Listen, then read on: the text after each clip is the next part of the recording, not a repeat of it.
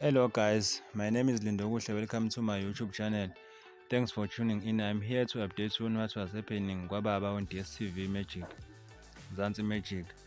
Usilindile ukukhuluma nesithombe sikaMkhize, uyaxolisa futhi ngawo wonke amaphutha akawenza.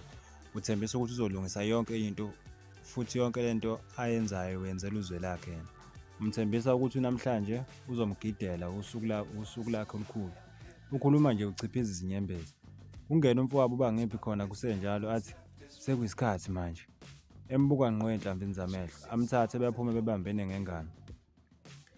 Mabephuma nje eminyango nazi intombi zibalindele eminyango ziyasina nomndeni wonke ujabulile.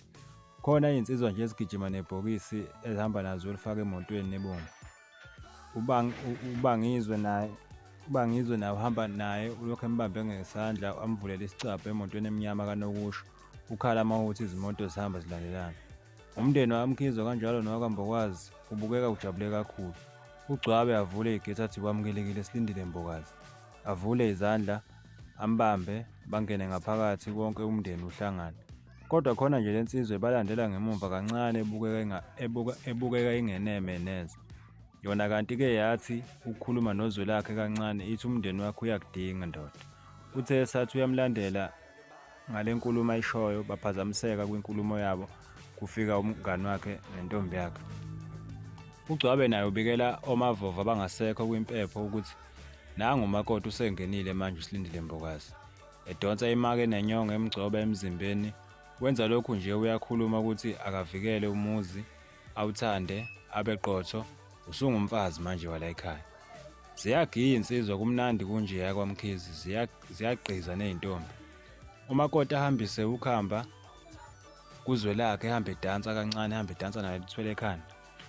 Uthe sajabulela lokho nje uzwe lakhe esathi uyamoyizela, uyaphuza ukusokhambeni. Mephakamisa amehlo abone uMamTawunga, abambise umfowabo ukhamba, agide kabili kathathu alandele imbali yakhe enhle. Umfowabo emethi uyaqalaza uyaluphakamisa ukhamba nje aqhamuke sekhokhoba ugcwabe athi ufunani lapho? Olwakho lolo khamba? Athi uyachaza ukuthi uthe uzwe lakhe, hawu angimbambele kanti kwenzakalani? Wathi nje cha. Uphuzile wena lapho? Uphuzile? Ufunani ezintweni ongahlangene? Ufunani entweni ongahlangene nazo?